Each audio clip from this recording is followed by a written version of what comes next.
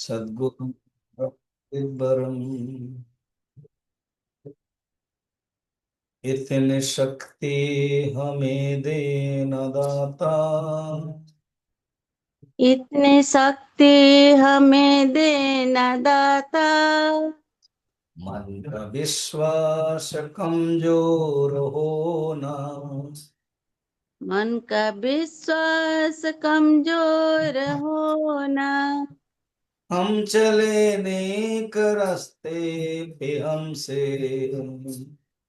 हम चलने के रास्ते पे हमसे भूल कर भी कोई भूल होना। भूल कर भी कोई भूल होना। दूर अज्ञान के हो अंधेरे। दूर अज्ञान के हो अंधेरे। तू हमें ज्ञान की रोशनी दे। तो हमें ज्ञान की रोशनी दे। हर बुराई से बचते रहे हम। हर बुराई से बचते रहे हम। जितने भी दे भली जिंदगी दे। जितने भी दे भली जिंदगी दे। बैर होना किसी का किसी से। बेर होना किसी का किसी से। भावना मन में बदले की होना। भावना मन में बदल के ही होना। हम चले नेक रास्ते पे हमसे हम चले नेक रास्ते पे हमसे भूल कर भी कोई भूल होना। भूल कर भी कोई भूल होना। हम न सोचे हमें क्या मिला है। हम न सोचे हमें क्या मिला है। हम ये सोचे क्या क्या है अर्पण। हम ये सोचे क्या क्या है अर्पण। फूल खुशियों के बांटे सभी को। फूल खुशियों के बांटे सभी को। सबका जीवन ही बन जाए मधुबन। सबका जीवन ही बन जाए मधुबन। अपनी करुणा का जल तो बहा के। अपनी करुणा का जल तो बहा के। कर दे पावन हर एक मन का कोना। कद पावन हर एक मन का कोना। हम चले नेक रास्ते पे हम थे। हम चले नेक रास्ते पे हमसे भूल कर भी कोई भूल होना। भूल कर भी कोई भूल होना। इतनी शक्ति हमें दे न दाता। इतनी शक्ति हमें दे न दाता। मन का विश्वास कमजोर होना। मन का विश्वास कमजोर होना। मन का विश्वास कमजोर होना। मन का विश्वास कमजोर होना। बोल श्री सद्गुरुनाथ महाराज की। जय। नमः पार्वती पतये हर हर महादेव।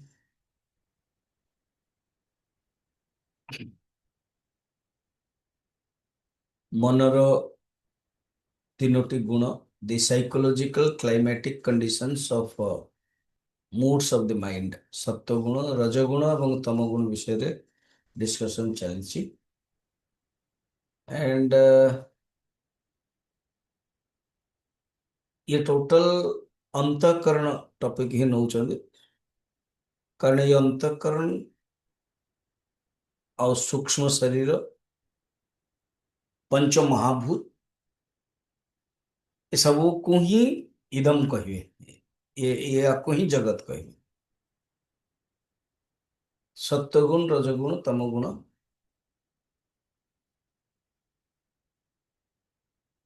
पंचमहाभूत उत्पन्न जोटा शरीर टा होचे गोटे आयतन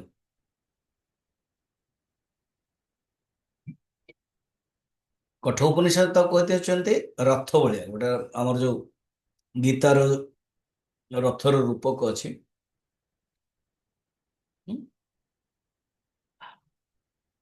आत्मान रथिनम विद्धि विद्धि माने जान आत्मान एठी जीवात्मा बर्तमान आसो जीवात्मा टॉपिक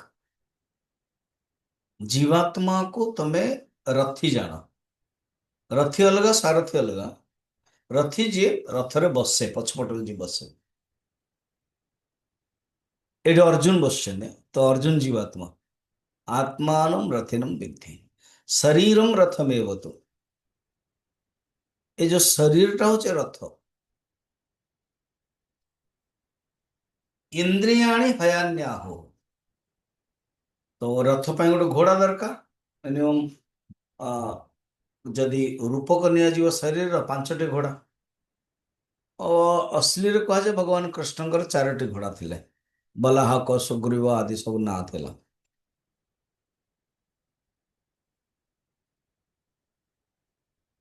आ बुद्धि होचे सारथी बुद्धौ शरणम अन्वेच्छ भगवान निजे मते कहउछन बुद्धि रे शरण रे जाओ अर्जुन बुद्धिम तो सारथी विद्धि मन कौन प्रग्रह ए घोड़ा रो बेकर लगी थो रस्सीटा लगाम कहते मन प्रग्रह में बच इंद्रिय ही घोड़ा ये जो इंद्रिय पांचटा ज्ञानेन्द्रिय पांचटा कर्मेंद्रिय ये घोड़ा और ये जो विषय होची गोचर गोचर भूमि गोचारण भूमि घोड़ा जोड़ जाए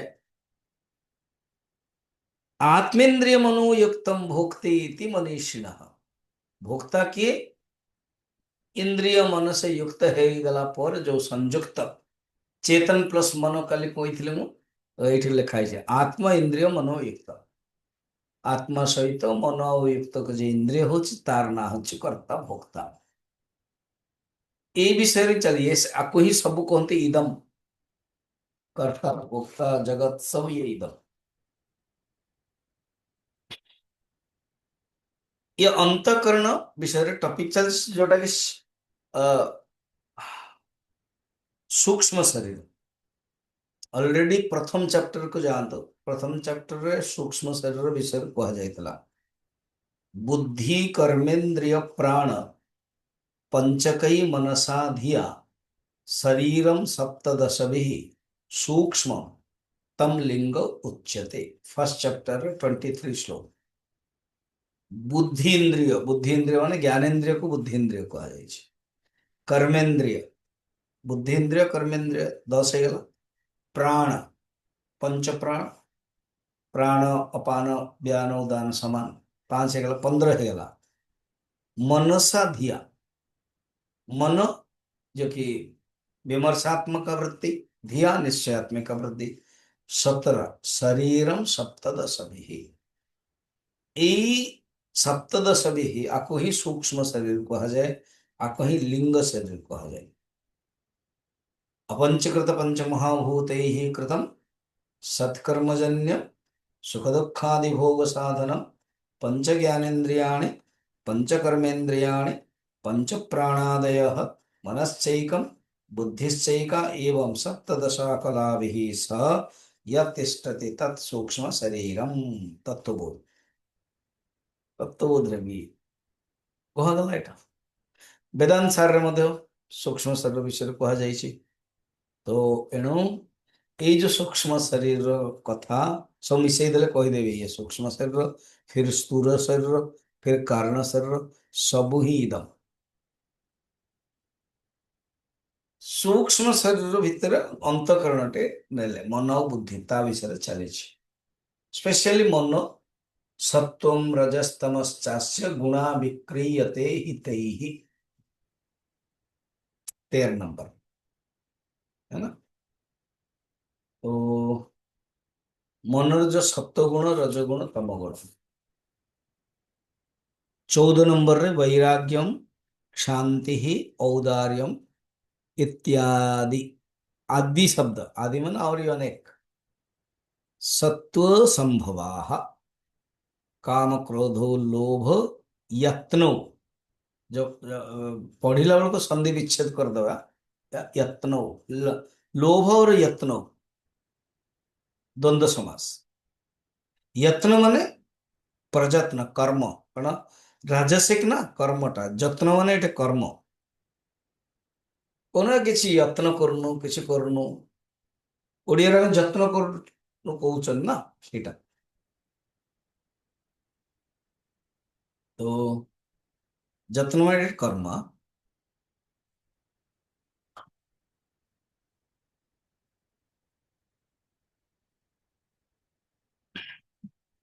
वैराग्यम क्षांति औदार्यम इत्यादि रे सम दम उपरम समा समाधि दैव प्रकृति जो 16 अध्याय मध्य कह अमानित्यम मदम वित्तम सी हूँ सब लक्षण से 13 अध्याय 16 अध्याय मध्य अच्छी ये सब अमानित्यम मदम वित्तम अहिंसा क्षांति रार्जवम आचार्य उपासनम ये सब 20टा लक्षण कहगला।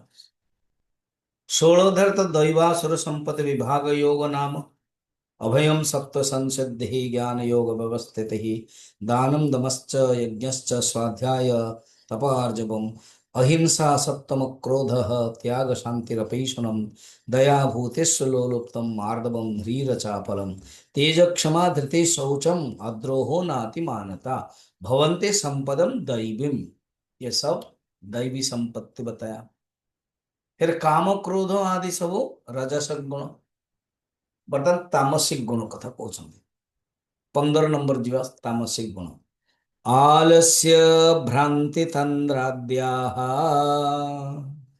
आलस्य भ्रान्ति तन्द्रद्याः विकारा तमसा विकारा तमसोत्थिताः विकरास्तमसोत्थिताः सात्विके पुण्य निष्पत्तिः सात्विकै पुण्यनिष्पत्तिः पापोत्पत्तिश्च राजसैः। पापोत्पत्तिश्च राजसैः। 15 नंबर कहते आलस्य भ्रांति तंद्रादि आलस्य कौन आलस्य विहित कर्म आचरणे अनुत्साह तो निजर जो कर्म करबा पाए जो अच्छी ना उत्साह नहीं। अरे सकाल सकाल उठ उठिक कौन कर अरे पढ़ पाठ पढ़ के कौन कर बहुत इंजीनियर बर्तमान चा बिकुचंदी पढ़ी किसी या कहते आलस्य। अच्छा आलस्य सहित निजर गोटे उत्तर भी निजर तर्क भी थो के जने उत्तर दियंते के जने उत्तर दियंते तेणु तामसिक ना उठिया भी इच्छा नहीं हाँ जहाँ कौच को आलस्य प्रमाद कौन जानिकी न करे जानिछ कि या उठा उचित एटा भल न करिया ही प्रमाद।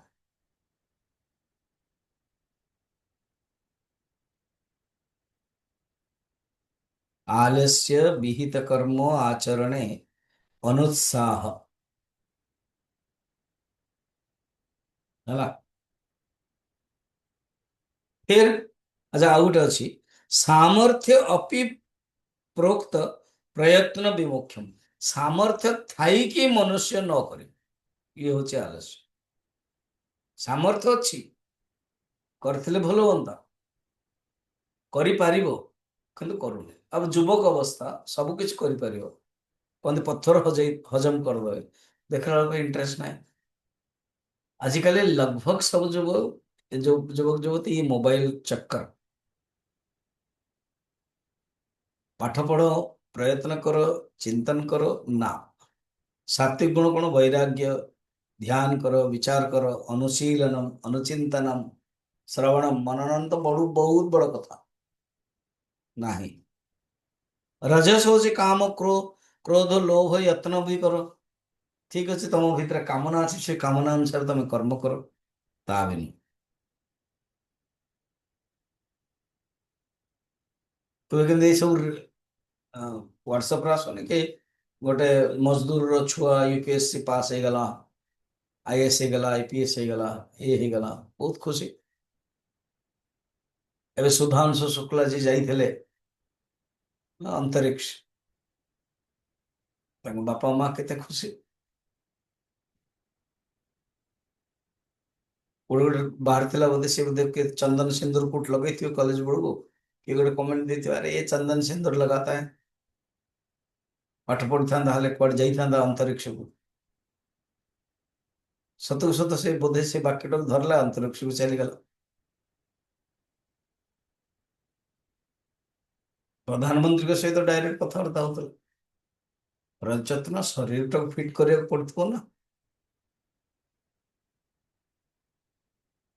कारण साइंटिस्ट माने शरीर को जी दरकार से ही परमिशन दौथे खाइब, ना नहीं। कल्पना चावला जाइथिले, से जूलियस जी सी तो केते दिन रही के आछंदे वर्तमान।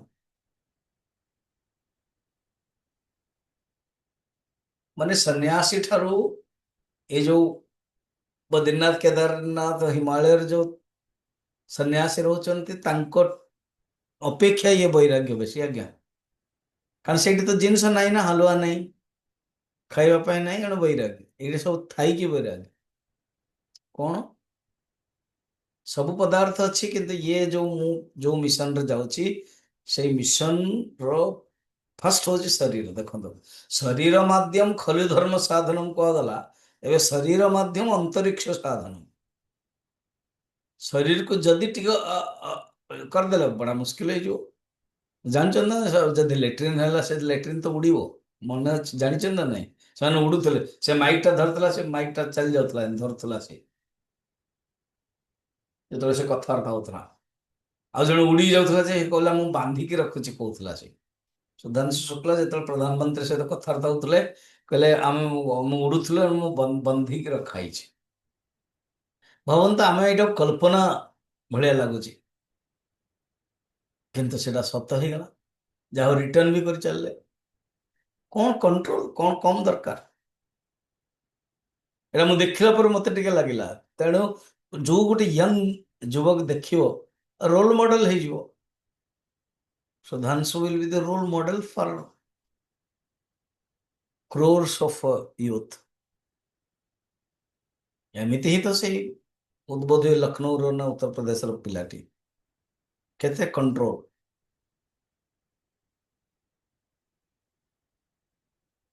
तो जी सब जाणी के न करे ना, सी हूँ आलस्य एंड प्रमाद। स्वामी जी आमे तो यंग नुह, आपण मैंने मझे मझे जो आलस्य प्रमाद सबू मनुष्य भितर अच्छे आज्ञा, समस्त भितर अच्छे। तामस को हटेबे राजसिक द्वारा, राजसिक को हटेबे सात्विक द्वारा। केवे केवे ना वर्षा होची, राति रे टिके लेट रे खाई के सोई पार्टी जाइतले, आज क्लास अब अटेंड करवा नहीं, फिर यूट्यूब रे सुन दो, यह भी होची।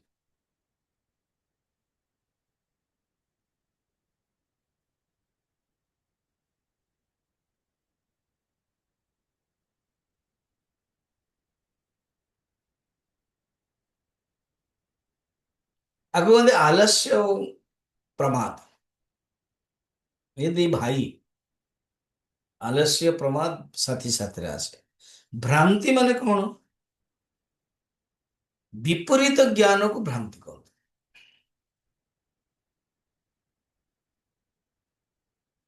अब रस्सी अच्छी कि देख लो, रस्सी न जानिकी सर्प को जाने आको ही भ्रांति कहते, आको ही भ्रम ज्ञान कहते, आको ही अध्यास कहते। समान रूपक थिले अर्थाध्यास आउ ज्ञान रूपक थिले ज्ञानाध्यास, स्वरूप अध्यास, संसर्ग अध्यास कह जाए। स्वरूप अध्यास स्वरूप दृष्टि, आत्मा होती सच्चिदानंद, किंतु आत्मा शरीर धर्म कौन रही सत्नो मिथ्या, तो निजक निजे आम मरीजा बोली भावुच स्वरूप अध्यास। आत्मा हूँ चित्त ज्ञान स्वरूप, किंतु मु मूर्ख अज्ञानी भाविली स्वरूप अध्यास। आत्मा हूँ आनंद स्वरूप, किंतु मु दुख स्वरूप भाविली स्वरूप अध्यास।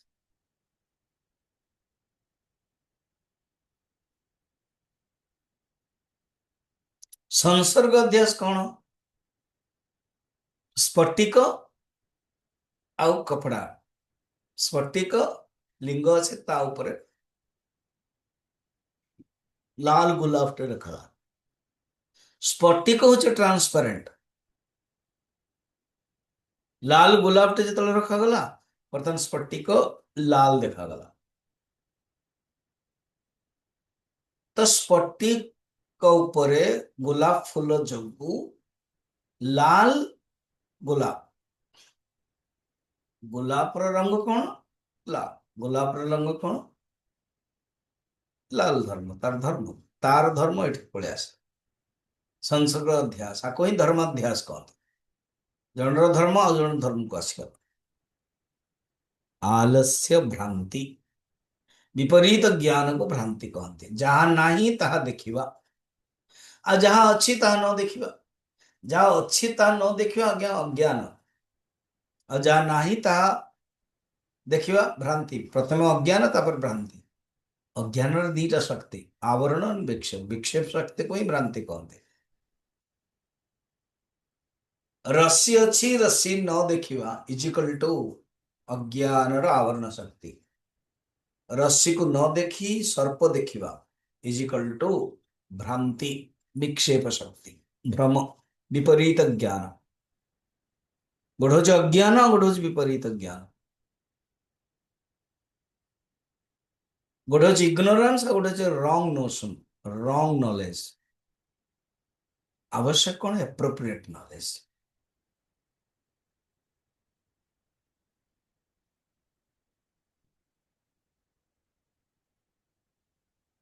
भ्रांति। तंद्रा,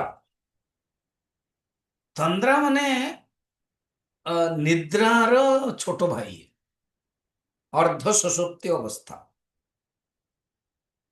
तंद्रा तमोवात क उद्भव, तमोवात कफोद्भव ईश निद्रा कहते। अर्ध सुषुप्त अवस्था को तंद्रा कहते। भ्रांति तद भाववती तत्प्रकारम ज्ञानम।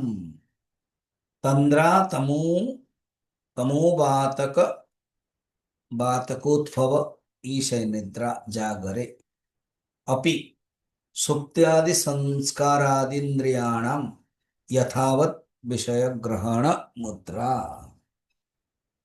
कहते जाग्रत अवस्था रे सुप्त्यादि संस्कार पड़ जाए।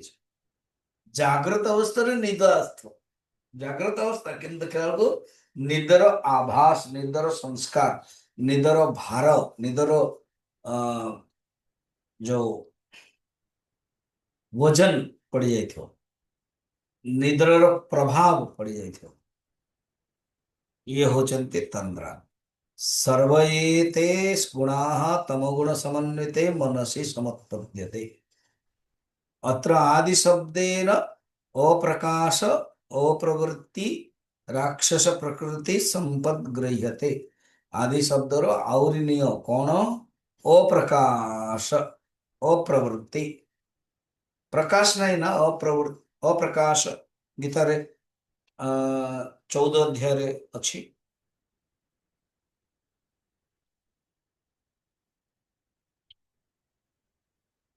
प्रमादालस्य निद्राभिः तन्निबध्नाति भारत। तमः तु अज्ञानजं विद्धि मोहनं सर्वदेहिनां। 8 नंबर श्लोक 14 अध्याय। एवं अप्रकाश अप्रवृत्ति 13 नंबर श्लोक रे।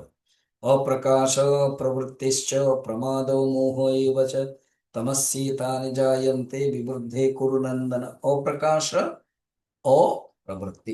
अप्रकाश कहीकि सत्वगुण को काटिदेले प्रकाश होची सत्वगुण। कारण सत्वगुण लक्षण प्रकाश तत्र सत्वं निर्मलत्वात् प्रकाशकमनोमयम्। सत्वगुण तो सत्वगुण नाही अप्रकाश। रजोगुण कौन प्रवृत्ति। रजो रागात्मकं विद्धि तृष्णा संग समुद्भवम प्रवृत्ति। तो अप्रवृत्ति प्रवृत्ति नाही ये तमस लक्षण। अत्रादि शब्देन अप्रकाश अप्रवृत्त्यादि राक्षस प्रकृति राक्षस प्रवृत्ति। असुर एवं राक्षस। असुर कौन निजर भोग पाई अन्य को कष्ट देव। राक्षस आउरी खतरनाक। अन्य को कष्ट देकी देले जाके ताको आनंद भोगर नहीं ओनली जस्ट कष्ट देवाटा ही आनंद। असुरटा होची मु आनंद पाइबी आनंद पाइबार उपाय अन्य को मु कष्ट देकी अन्य को मु हैरान करबी अन्य को मु किछ कहिदेबी एइटा किंतु ना एइटा होची अन्य को कहिले ही मते खुशी आउ किछ करिया दरकार नहीं। एते खतरनाक है सुपरलेटिव डिग्री। ये सब तामस। अच्छा यार निरूपण कहउछन कौन कौन थिले कौन हुए वर्तमान। सात्विक ही पुण्य निष्पत्ति। सात्विक गुण जदि अच्छी ना पुण्य उत्पन्न हो। निष्पत्ति माने हेबो कहते निष्पत्ति नियो कंक्लूजन करो। निष्पत्ति उत्पत्ति। सात्विक रू पुण्य उत्पन्न हो। सात्विक गुण जदि अच्छी पुण्य हो। पाप उत्पत्तिश्च राजसे राजसिक जदि गुण अच्छी पाप उत्पन्न हो। अच्छा फिर देखो नेक्स्ट पढ़ाई पढ़िया 16 नंबर आर अधा अधा अच्छी 16 रे अधा उपरटा तामस विषय रे आ तल नीटरटा कर्ता विषय रे। तामसैर्नो भय किंतु तामसैर्नो भयं किन्तु वृथायो क्षपणं भवे। वृथायो क्षपणं भवेत्। अत्राहं प्रत्ययी कर्ता अत्राहं प्रत्ययी कर्ता इत्येवं लोकव्यवस्थितिः। इत्येवं लोकव्यवस्थितिः। उचन तामसे ही न उभयं किंतु कौन बुझिले। सात्विक गुण थिले पुण्य हब राजसिक गुण थिले पाप हब।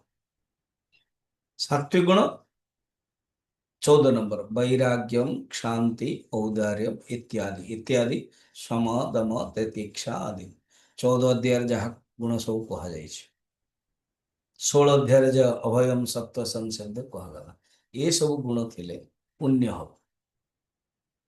एबे सत्संग शुणुचंदे आपण आपण भीतर भक्ति अछि आपण भीतर जिज्ञासा अछि आपण भीतर इंटरेस्ट अछि ये सब पुण्य हब।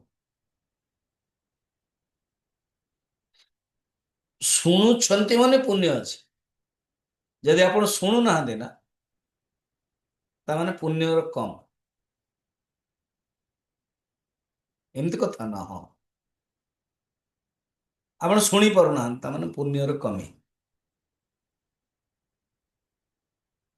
शुणिले पुण्य बढ़िबो ए पुण्यर बड़ा इंटरेस्टिंग।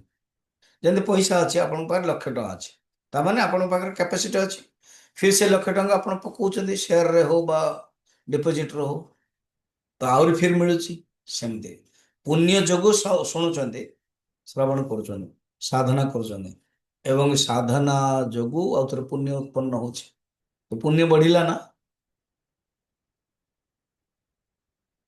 राजसिक गुण जोगु पाप बढ़े। अब काम, क्रोध, लोभ, ଯତ୍ନ, ଏ ଯତ୍ନଟା ମଧ୍ୟ କେମିତିଆ କାମ। ନାଇଁ ନାଇଁ ଗୀତାରେ ତ କୁହାଯାଇଛି ଧର୍ମ ଅବିରୁଦ୍ଧ କାମ ବହୁତ ଏସବୁ କାମୋସ୍ମି ଭରତର୍ଷଭ। ଭଗବାନ ନିଜେ କାମ କହୁଛନ୍ତି ସପ୍ତମ ଅଧ୍ୟାୟରେ। ଆରେ ସେତେବେଳେ ଭଗବାନ ଯୋଉ କହୁଛନ୍ତି କାମ, ତାର ଗୋଟେ ଏଡଜେକ୍ଟିଭ ଦେଇଛନ୍ତି ନା କଣ? ଧର୍ମର ଅବିରୁଦ୍ଧ, ଧର୍ମର ବିରୋଧ ନୁହଁ। କାମ ଯଦି ଧର୍ମର ବିରୁଦ୍ଧ ହେଇଗଲା ସେ ଆଉ ରାଜସିକ ହେଇଗଲା। କିନ୍ତୁ କାମ ଧର୍ମ ଅବିରୁଦ୍ଧ ହେଇଗଲା ସେ ସାତ୍विक। ତେଣୁ ଧର୍ମ ଅବିରୁଦ୍ଧ ଭୂତେଷୁ କାମୋସ୍ମି ଭରତର୍ଷଭ। ସାତ୍विକରୁ ପୁଣ୍ୟ, ଯଦି ପୁଣ୍ୟ ପ୍ରାପ୍ତ କରିବାକୁ ଅଛି ତ ସବୁବେଳେ ସାତ୍विକ କର୍ମ କର। ବୈରାଗ୍ୟ, ଶାନ୍ତି, ସମ, ଦମ ଆଦି। पुण्य उत्पन्न हेले ही ज्ञान उत्पन्न हो। ज्ञानम उत्पद्यते पाप क्षयति पुंसाम। पाप क्षय हब एवं पुण्य उन्नति सति ज्ञानम उत्पद्यते। ज्ञान उत्पन्न हब पुण्य हेले आउ पाप क्षय हेले। पाप जदि होछि, मनुष्य जदि भूल काम करछि, काम क्रोध रहउछि, जानना पाप उत्पन्न होला, राजसिक गुण आसे। ଆଉ ତାମସିକ ଗୁଣ କହୁଛନ୍ତି ତାମସେ ନ ଉଭୟ, କିନ୍ତୁ ତାମସିକ ଏତେ ଯିବା ମାନେ ପାପ ବଢଉନି କି ପୁଣ୍ୟ ବି ବଢଉନି, ବଢେଇବା ଦୃଷ୍ଟିରୁ ନାହିଁ। ତାମସେ ନ ଉଭୟ କିନ୍ତୁ ଶବ୍ଦ ଗୁଡା ଧ୍ୟାନ ରଖିବେ। କହୁଛନ୍ତି ବର୍ଦ୍ଧିତ ଦୃଷ୍ଟିରୁ ଦିଟା ଜାଗାରେ ପାପ ବଢୁନି କି ପୁଣ୍ୟ ବଢୁନି, କିନ୍ତୁ ତାମସିକ ଦ୍ଵାରା ପୁଣ୍ୟଟା କମିବ ଯେତିକି ଥିବ। ଆଉ କଣ? ବୃଥା ଆୟୁ କ୍ଷପଣମ ଭବେ। ବିନା କାରଣରେ ବୃଥା ଆୟୁ, କେବଳ ଆୟୁ ନଷ୍ଟ ହେଇଯିବ।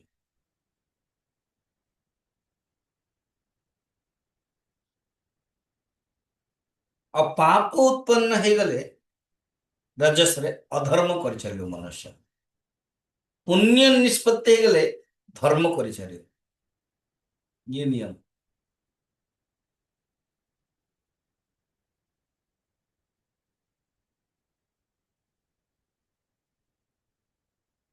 ଆଉ ଜଣେ ଏକାଦଶୀ କଲା, ଏକାଦଶୀ ପରେ ଦ୍ୱାଦଶୀ ପାରାୟଣ କରିବା ମାତ୍ର ପୁଣ୍ୟ ଷ୍ଟାର୍ଟ ହେଇଗଲା ପରେ। କାରଣ ଏକାଦଶୀର କମ୍ପ୍ଲିଟ ଦ୍ୱାଦଶ ପାରାୟଣରେ ହୁଏ। एकादश उपवास उत्तरम द्वादशम पारणे पुण्यमेव उपजायते न पापम। एग्जाम्पल दौଛନ୍ତି। तामसैः आलस्यादि विकारैः उभयम् अपि पाप पुण्य धर्म अधर्म न उपपद्येते। पाप और पुण्य तामसिक द्वारा हुएनि, किंतु कौन हुए? वृथा व्यर्थम आयुः क्षपणम आयुष विनाश भवे। श्लोक देखो 15 नंबर। वृथा आयु क्षपणम भवे।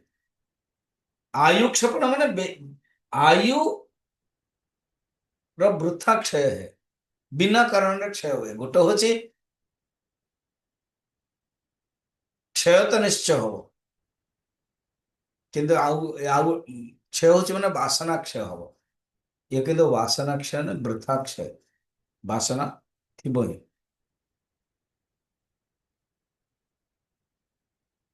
अच्छा एमती कथा न। हाँ बड़ा प्रसिद्ध श्लोकटी अच्छी। कालक्षेपन कर्तव्य क्षीणमायु क्षणे क्षणे यमस्य करुणा नास्ति कर्तव्यम हरिकीर्तनम। बहुत प्रसिद्ध श्लोक टे कौन? कालक्षेपन कर्तव्य। हे मानव, हे मनुष्य, हे साधक, कालक्षेप समय नष्ट कर नाही। जड़े जदि कह मो ना मु सब सरला पोरे ना मोर गोटे पुत्रटे पुओटी हबार अच्छी, मोर गोटे नातीटे हबार अच्छी, नाती जो स्कूल जीव तापर मु फ्री हो। फिर नाती जो बाहागर हो मु फ्री हो। दिने एमती हो भगवान विष्णु नारद कथबार्ता होते ତ ନାରଦ ପଚାର ପ୍ରଭୁ ଇଏ ଆପଣଙ୍କ ଲୋକକୁ ଲୋକ ଏତେ କମ କାହିଁ ଆସୁଛନ୍ତି? ଶିବ ଗଣକୁ ଶିବଙ୍କ ପାଖକୁ ବହୁତ ଲୋକ ଯାଉଛନ୍ତି ଆପଣଙ୍କ ପାଖରେ। ଦେଖ ଭାଇ ମୋ ପାଖକୁ ଆସିବାକୁ ହେଲେ ବହୁତ ତ୍ୟାଗ କରିବାକୁ ପଡ଼ିବ। ଆଉ ତମେ ଯାଇକି ଗୋଟେ ଖୋଜୁନ କିଏ ଯଦି ଆସିବା ପାଇଁ ଚାହିଁବ ତ ତମେ ନେଇ ଆସ। ତ ଜଣେ ବ୍ରାହ୍ମଣ ପାଖକୁ ଗଲେ, ଜଣେ ବ୍ୟକ୍ତି ଥିଲେ, ଗରିବ ଥିଲା ସେ। ତାକୁ କହିଲେ ଦେଖ କାହିଁକି ତମେ ଏତେ ହଇରାଣ ହଉଛ, ମୁଁ ତୁମକୁ ବିଷ୍ଣୁ ଲୋକକୁ ନେଇଯିବି। କହିଲେ ସେ ଆଶ୍ଚର୍ଯ୍ୟ ହେଲା, ଏ ଆଦମୀ କଣ ବିଷ୍ଣୁ ଲୋକକୁ ଆସିଛନ୍ତି? ତମେ କିଏ କି? ନା ମୁଁ ନାରଦ। ଆଚ୍ଛା ତ? ନା ବିଷ୍ଣୁ ଲୋକକୁ ତମକୁ ଦେବି। କହିଲେ ଦେଖ ବାବା, ମୁଁ ଏବେ ଜଷ୍ଟ କିଛି ଦିନ ହେଲା ମୁଁ ବାହା ହେଇଛି, ବର୍ତ୍ତମାନ ଭୋଗ ଷ୍ଟାର୍ଟ କରୁଛି। ଆଉ ବିଷ୍ଣୁ ଲୋକର ତ ମୁଁ ଶୁଣିଛି ଭୋଗ ଫୋଗ କିଛି ନାହିଁ, ସବୁବେଳେ କେବଳ କୀର୍ତ୍ତନ ଭଗବାନ କଥା। ତେଣୁ ମତେ ଟିକେ ସମୟ ଦିଅ, ମୁଁ ଟିକେ ଭୋଗ କରିଦିଏ, ତାପରେ ମୁଁ ଯିବି। କହିଲେ ହଉ, ଭୋଗ କେତେ କରିବ? ନା ମିନିମମ୍ 10 ବର୍ଷ ତ ମତେ ରଖିଦବ। ଠିକ ଅଛି, 10 ବର୍ଷ ପରେ ଆସିବି। ଆଉ 10 ବର୍ଷ ପରେ ଆସିଲେ, କହିଲେ କଣ? ନା ଏବେ ଜଷ୍ଟ ଗୋଟେ ମୋର ପୁଅଟିଏ ହେଇଛି, ଭୋଗ କଲି ନା, ତାକୁ ଗୋଟେ, ଏଇଟା ତ ଅନ୍ୟାୟ ହବ ନା, ଆପଣ ତ ବାହା ହେଇନାହାନ୍ତି ନା ନାରଦ, ଆପଣ କଣ ବୁଝିବେ ପୁଅର ସୁଖ? ପୁଅ ବର୍ତ୍ତମାନ ଛୋଟ ଅଛି, ସେ କେତେ ବାପା ବାପା କହୁଛି, ମୋ ଖାନ୍ଦ ଉପରେ ଚଢୁଛି, ମତେ କେତେ ଭଲ ଲାଗୁଛି, ମୋ ଦାଢି ଧରୁଛି, ଟିକେ ଅପେକ୍ଷା କର, ପୁଅଟା ବଡ ହେଇଯାଉ, ମୁଁ ଯିବି।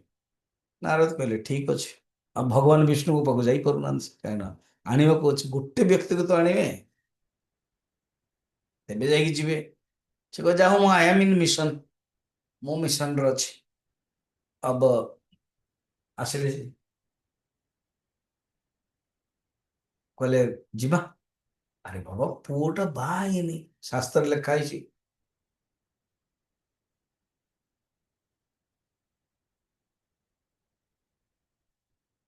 ପୁଅଟାକୁ ପତ୍ନୀ ନିବେଶୀ ପତ୍ନୀ ପାଶେ, ପୁତ୍ର ନିବେଶୀ ପତ୍ନୀ ପାଶେ, ଅଥବା ଚଳିବ ସନ୍ନ୍ୟାସ।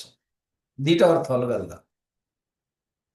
ପୁତ୍ର ନିବେଶୀ ପତ୍ନୀ ପାଶେ ଅर्थात ନିଜର ଯୋଉ ପତ୍ନୀକୁ ପୁତ୍ରରେ ହବାଲରେ କରିଦବ, ତାପରେ ତମେ ସନ୍ନ୍ୟାସ। ସେକେଣ୍ଡ ଅର୍ଥ ହଉଛି ପୁତ୍ର କୁ ପତ୍ନୀ ଦେଇଦବ, ତାମାନେ ବାହାଘର କଲା ପରେ ତମେ ଫ୍ରି ହବ। ପୁତ୍ର ନିବେଶୀ ପତ୍ନୀ ପାଶେ, ତ ପତ୍ନୀର ଅର୍ଥ ଏଠି ମା, ବା ପୁତ୍ର ଦେଇକି ତମେ ଫ୍ରି ହବ, ସେକେଣ୍ଡ ପୁତ୍ରକୁ ବିବାହ କରେଇଦବ। ଇଏ କହିଲେ ବର୍ତ୍ତମାନ ପୁଅ ବଡ ହଉଛି, ବାହା ତ ହୁଏ, ବାହା ହେଇଗଲା। କହିଲେ ନା, ନାରଦ ଆସିଲେ କହିଲେ ଯିବା, ଏତେ ବ୍ୟସ୍ତ କାହିଁ ହଉଛ, ଏବେ ତ ଏଇ ପୁଅଟିଏ ହେଇଛି, ଗୋଟେ ପୋତା ହେଲା ପରେ ମୁଁ କେତେ, ମୋ ନୟନ ସୁଖ, ନୟନ ସୁଖ କହନ୍ତି, ନୟନ ଅଭିରାମ, ମୋର ପୋତାଟି ହଉ, ପୋତା ହେଲା,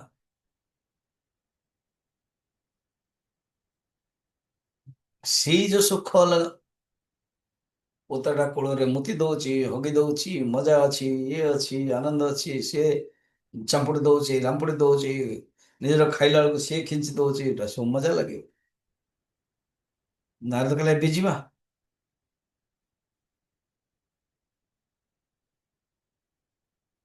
ସେ କହିଲେ ନାଇଁ, ଆଉ କିଛି ଦିନ ଯାଉ, ଅପେକ୍ଷା କର। ଆଉ କଥାଟାକୁ ମୁଁ ଲମ୍ବଉଛି। ଫିର ନାରଦ ଆସିଲେ, ଦେଖିଲେ କି ତାଙ୍କ ଘରେ କି ନାହିଁ, ବड़ा ମୁସ୍କିଲ, ତ ଗୋଟେ କୁକୁରଟେ ହେଇଯାଇଛି। ନାରଦ ଭାବିଲେ ଏଇ ଲୋକଟା ଗଲା କୁଆଡେ, କୁକୁରଟେ ହେଇଛି। ତ ଏଇ ଘରେ ହିଁ କୁକୁର ହେଇଛି, କାହିଁକି ଜଗୁଛି ସିଏ, ପତ୍ନୀ ପୁତ୍ର ସବୁ ସେମାନେ ଜାଣିପାରୁନାହାନ୍ତି ଏ କୁକୁର ହେଇଛି। ତ ନାରଦ କୁକୁରକୁ ଡାକିକି କହିଲେ, ଆରେ ତୁ ଜାଣିଛୁ କି ନା ତୁ କୁକୁର ହେଇଗଲୁଣି, ତତେ ମୁଁ ଶକ୍ତି ଦଉଛି, ତୁ ଜାଣିପାରିବୁ। ସେ କହିଲେ ନାଇଁ ନାଇଁ ନାଇଁ, ବର୍ତ୍ତମାନ ଛୋଟିଆ ଛୁଆଟି ଇଏ ସିଏ, ମୁଁ ସିନା ମରିଗଲି, ଛୁଆଟା ବାହାରୁ ଗଲେ ତାକୁ କିଏ ନେଇଯିବ, କେମିତି ହେଇଯିବ, ସେଥିପାଇଁ ମୁଁ କୁକୁର ହେଇଛି, ମୁଁ ମୋ କରୁଛି ରକ୍ଷା କରୁଛି। ଆଉ ଏମିତି ଟିକେ କଣ ହେଲା, କୁକୁର କିଏ ବାଡେଇ ଦେଲା, ସେ ମରିଗଲା। ନାରଦ ଜାଣିଲେ, ସ୍ୱାମୀଜୀ କଥାଟାକୁ ଆହୁରି ଲମ୍ବେଇବେ କି? ଆଉ ଅଛି, ଚିନ୍ତା କରନ୍ତୁ। ତ ନାରଦ ଆସିକି ଦେଖିଲେ କୁକୁର ନାହିଁ, ମରିଗଲାଣି। ନାରଦ ଆଖି ବନ୍ଦ କଲେ, ଏଇଟା କୁଆଡେ ଗଲା? ଏ ସାପ ହେଇଗଲାଣି। ହେ ଭଗବାନ, ଅଛି କୋଉଠି? ନା ଏମାନେ ଯୋଉ ଧନ ରଖିଛନ୍ତି ନା, ଧନ ୟାର ହେଇଥିଲା, ଏଇ ଲୋକଟା ଯାଇକି ଧନ ଜଗିଛି, ସାପ ଅଛି। ବୋଲେ ଆରେ ବାବା ତୁ ଏଇଠି? ନା ମୁଁ ତ ଏତେ ସବୁ ଧନ ମୁଁ କମେଇଲି ମୋ ପୁଅ ପାଇଁ, ମୋ ପୋତା ପାଇଁ, ସେମାନେ ଧନ ଚୋରି ହେଇଯିବ, ଏଣୁ ମୁଁ ସାପ ହଉଛି। ହେଲେ ବାବା ଏତେ ତମେ କୁକୁର ସାପ ଗାଈ ଗୋରୁ ସବୁ ହଉଛ, ଚାଲ, ଆଉ ତମେ ଆଉ କାହାକୁ ପଡୁନ, ତମ ମୁହଁ ପଛରେ ହିଁ ପଡିଛ, ଯା ମୁଁ ଯିବିନି। କଥାଟାକୁ ବନ୍ଦ କରିଦଉଛି। ହଁ, ନାରଦ ମୁହଁ ଶୁଖେଇକି ଆସିଲେ, କହିଲେ ପ୍ରଭୁ ଠିକ କହୁଥିଲେ ଆପଣ, କେହି ହେଲେ ଆସିବା ପାଇଁ ଚାହୁଁନାହାନ୍ତି, ସମସ୍ତେ ଆସକ୍ତି, ସମସ୍ତେ ନିଜ ନିଜର ସମୟ ବ୍ୟର୍ଥ କରୁଛନ୍ତି। କାଳକ୍ଷେପଣ କର୍ତ୍ତବ୍ୟ, କ୍ଷୀଣମ ଆୟୁ କ୍ଷଣେ କ୍ଷଣେ। ଆରେ ବାବା, ଆୟୁଟା କ୍ଷଣେ କ୍ଷଣରେ ଯାଉଛି, ଆଉ ଯମସ୍ୟ କରୁଣା ନାସ୍ତି, ଯମ କରୁଣା କରିବନି। କି ନାଇଁ ନାଇଁ, ଏ ଛୋଟିଆ ଛୁଆଟିଏ, ଆକୁ ନବିନି। ଟୀକା ଗୋବିନ୍ଦ ଚନ୍ଦ୍ରର ଅଛି ନା, ବାଳକ ମରିଯାଉଛି ଆଉ ବୃଦ୍ଧ ଚାଲି ଯାଉଛି।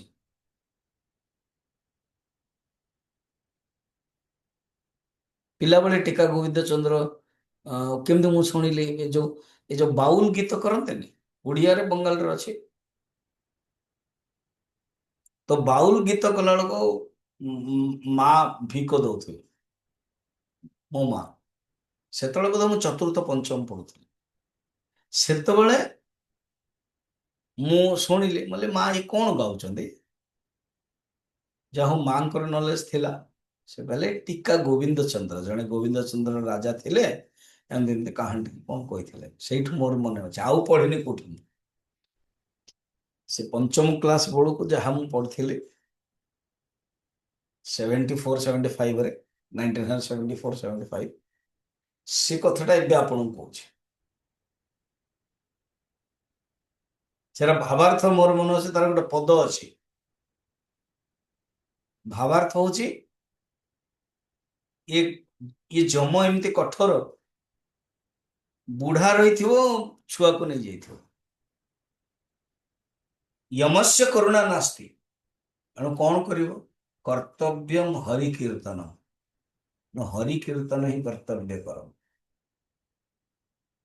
ମନେ ରଖ, ଦୁର୍ଲଭମ ମାନୁଷମ ଜନ୍ମ, ମନୁଷ୍ୟ ଜନ୍ମ ହଉଛି ବହୁତ ଦୁର୍ଲଭମ। ଯାହା କରିବା କଥା ତାହା କର। ଏତିକି କହି ବର୍ତ୍ତମାନ ଯୋଉ 16 ଶ୍ଲୋକର ଅଧାଟା କର୍ତ୍ତା ବିଷୟରେ କହୁଛନ୍ତି। କାରଣ ଟପିକ ଯାଇଥିଲା ଇଦମ, ଚାଲିଛି ନା କର୍ତ୍ତା। କାଲି ଯୋଉଟାକୁ ମୁଁ ସିମ୍ପଲ କହିଥିଲି, ଚେତନ ପ୍ଲସ ମନ ଇଜ ଇକ୍ୱାଲ ଟୁ କର୍ତ୍ତା, ୟା ସୂକ୍ଷ୍ମ ଶରୀର ହଉଛି ଭୋଗ ସାଧନ, ପ୍ଲସ ଚେତନ ସେ ହଉଛି କର୍ତ୍ତା, ତାକୁ ବୁଝଉଛନ୍ତି। ମୋର ବୁଝେଇବି ଅନ୍ୟାନ୍ୟ ଗ୍ରନ୍ଥକୁ ନେଇକି। ଏବେ ଏବେ କଠୋପନିଷଦରେ ଆମେ ଦେଖିଥିଲେ, ଆତ୍ମା ଇନ୍ଦ୍ରିୟ ମନୋୟୁକ୍ତମ ଭୋକ୍ତା ଇତି ମନୀଷିଣଃ, ଡାଇରେକ୍ଟ ଶ୍ରୁତିର ହିଁ ବାକ୍ୟ। 16ର ନେକ୍ସଟ ଚରଣ ଦେଖନ୍ତୁ, ଅତ୍ର, ଏଇଠି, ଏଠାରେ, କଣ? ଅହಂ ପ୍ରତ୍ୟୟୀ କର୍ତ୍ତା ଇତି। ଏ ଯୋଉ ଅହಂ ପ୍ରତ୍ୟୟ ହଉଛି ଅନ୍ତଃକରଣର ଯୋଉ 4ଟି ଅଛି, 3ଟା ହଉଛି କରଣାତ୍ମକ, ମନ ବୁଦ୍ଧି ଚିତ୍ତ। ଏଇ ଯୋଉ କର୍ତ୍ତୃତ୍ୱାତ୍ମକ ଅହಂ, ପ୍ରତ୍ୟୟୀ କର୍ତ୍ତା, ଏଇ କର୍ତ୍ତା। ଆଉ ଅହಂ ପ୍ରତ୍ୟୟ କେମିତି ହେଇଗଲା? ଆତ୍ମା ଇନ୍ଦ୍ରିୟ ମନୋୟୁକ୍ତମ, ଏଇ ଯୋଉ ସୂକ୍ଷ୍ମ ଶରୀର ଅଛି ଆଉ ସ୍ଥୂଳ ଶରୀର ଅଛି, ସୂକ୍ଷ୍ମ ସ୍ଥୂଳ କାରଣ ସବୁ ମିଶେଇକି ଚେତନ ଯେତେବେଳେ ଆଇଡେଣ୍ଟିଫାଏଡ ହେଇଯାଏ, ସେ ଯେତେବେଳେ କର୍ତ୍ତା ହେଇଯାଏ।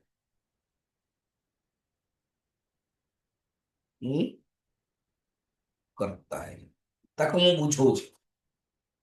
कोठु दृग्दृश्य विवेक है।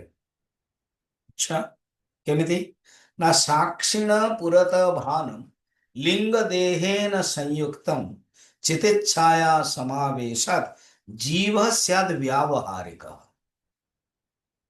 ये जो जीव व्यावहारिक से श्लोक देखो लोक व्यवस्थित ये लोकर व्यवस्था ही लोकर यही लोक में व्यवस्था यही लोक में व्यवस्था लोकरे व्यवहार हो लोकरे जीवात्मा रियली आत्मा माने कि आमर आत्मा को बोल किए डाकू ना जीवात्मा है जाइए शरीर को नहीं कि हमको कहा जाए शरीर जो स्त्री हमको स्त्री कहला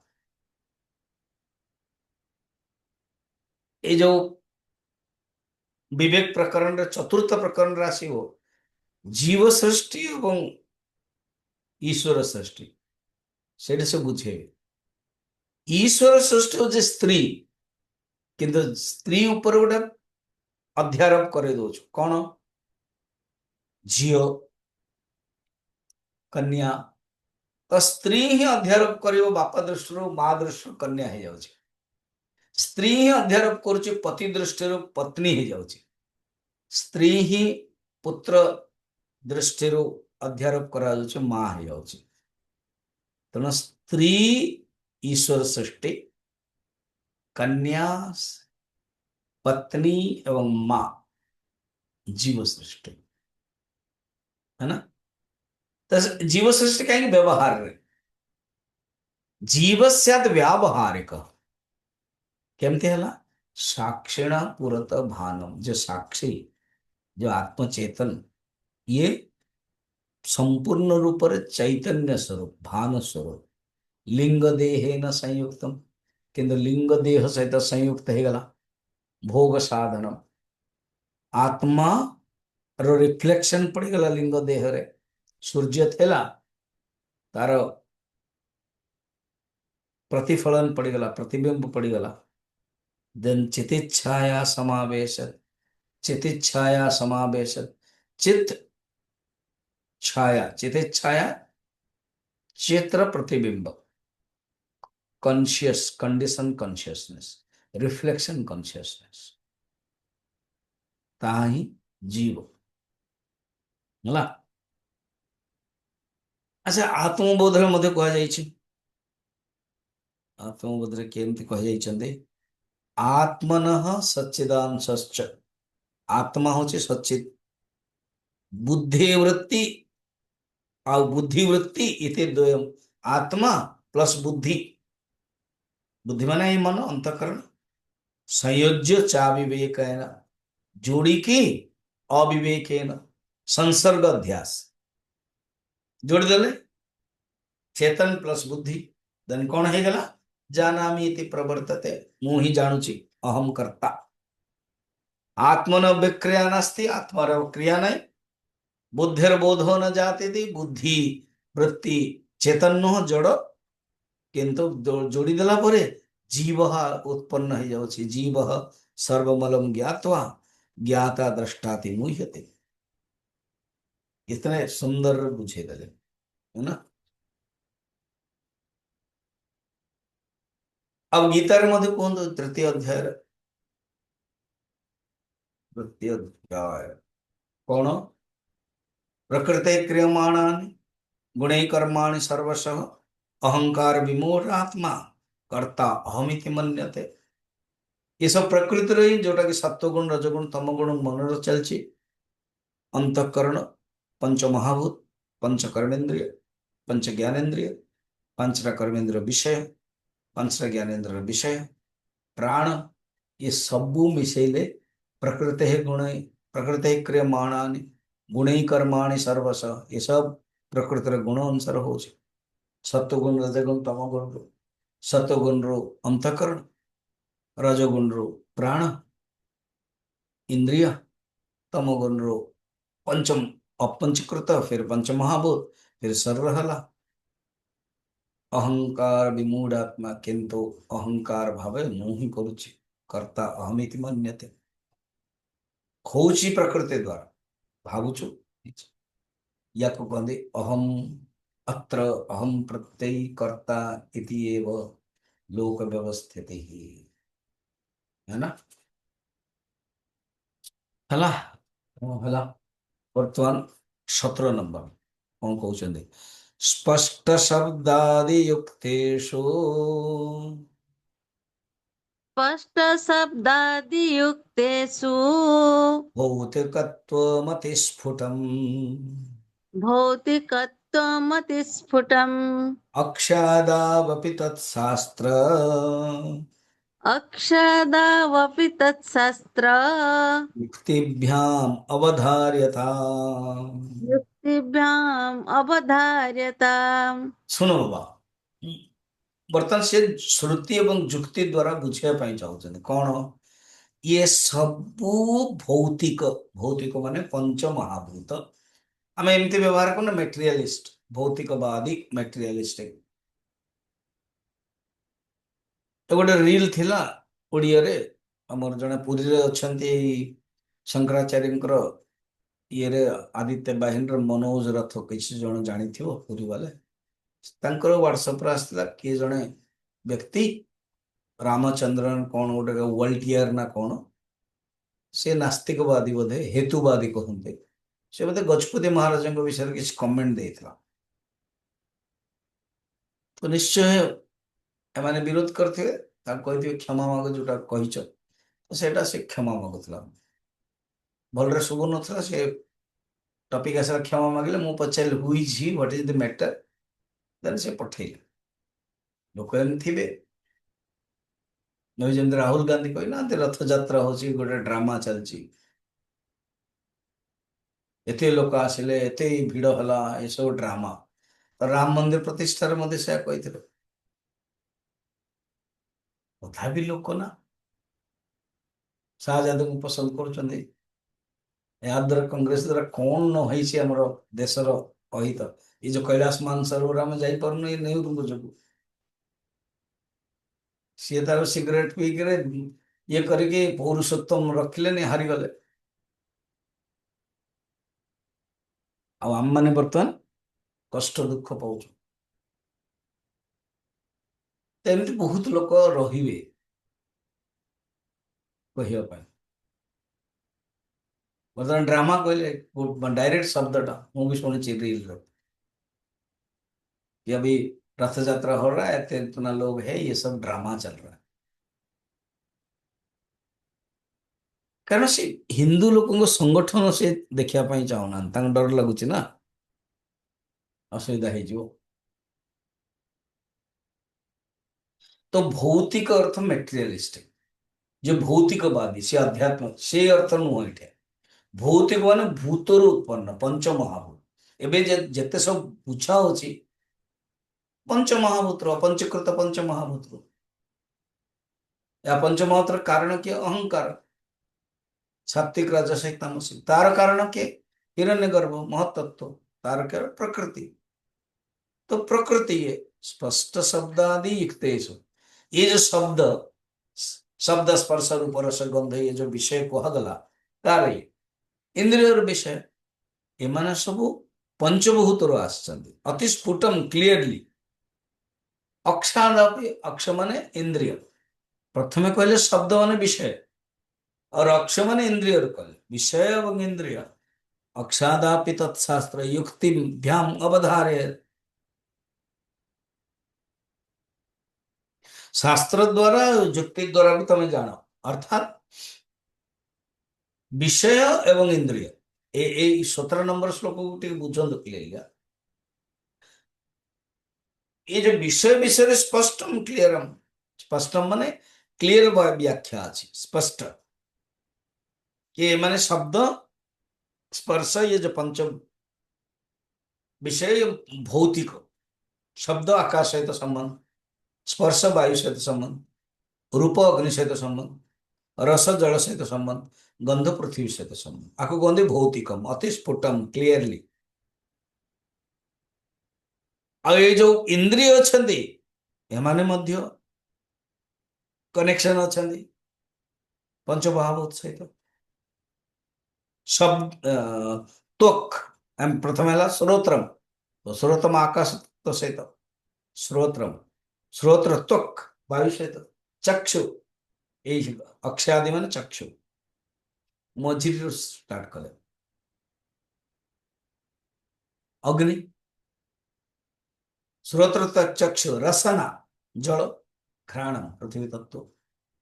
अर्थात मु जो एत सब बुझापी जाऊँगी विद्यारण्य कहते ये सब पंचभौतिक। क्लियर सिंपल, आगे जीवा। एकादशेन्द्रिय युक्त्या एकादशेन्द्रियैर्युक्त्या शास्त्रेणाप्यवगम्यते शास्त्रेणाप्यवम शास्त्रेणाप्यवगम्यते यावत् किञ्चित् भवेत् एतत् या भक्तिञ्चित् भवेत् एतत् इदं शब्दोदितं जगत्। इदं शब्दोदितं जगत्। ये 18 नंबर श्लोक आउ थे पढ़ा मु बर्तमान किसी भी बुझौनी 17 आउ टे जातु। ये जो शरीर मध्य भौतिक कि ना मन मध्य भौतिक ना श्रुति कौटी अच्छी ना छांदोग्य उपनिषद रे बर्तमान जोड़ा चलছে अन्नमयम हि सौम्य मन सौम्य, ये मनटा मध्य अन्नमय, अन्न खाइले मन रहिबो। एटा बुझापी आरुनी उद्दालक कौन कले श्वेत केतु को 15 दिन खाया देलेनी, कहले खाइबु नाही। तापर तक कहले कि वेद मंत्र पढ़े, से पढ़ी पारलानी, भूली गले से कहले कौन मन नाही किछि। तापर भोजन देले तो मन रहिला, तेणु मनटा अन्नमयम। आपमय प्राण, प्राण पानी जो प्राण बंची, मनुष्य एतिक दिन पर्यंत बिना पानी रे बंची पार 25 दिन पर्यंत। तो प्राणटा हूँ आपमय। तेजमयी बाक, जो वाणी हूँ से तेजमय अग्नि स्वरूप, एटा छांदोग्य उपनिषद अच्छी। मन हूँ अन्नमय, प्राण हूँ जलमय, बाक हूँ तेजमय। ये सब देखो मन वाणी बाक ये सब भौतिक, यहीटा बुझाऊँ। फिर आगे जोटा कि 18 नंबर श्लोक बुझे कनक्लूड कर पूरा टोटल 18-19 काली बुझ भला है। हाँ? ओम पूर्णमदः पूर्णमिदं पूर्णात् पूर्णमुदच्यते पूर्णस्य पूर्णमादाय पूर्णमेवावशिष्यते। ओम शांति शांति शांति। जो माने नारद भक्ति सूत्र शुणुचंदे श्लोक रेगुलर, आज नाही, आज छुट्टी अच्छी कारण ये हवन अच्छी, तो आज ना काली अच्छी, फिर 18-19 मध्य नाही, एमती करा जायछि व्यवस्था। फिर 20, 21, 22, 23 अच्छी, तापर तो भागवत आसो पंचदशी बर्तमान कंटिन्यू चलो। भागवत रे मध्य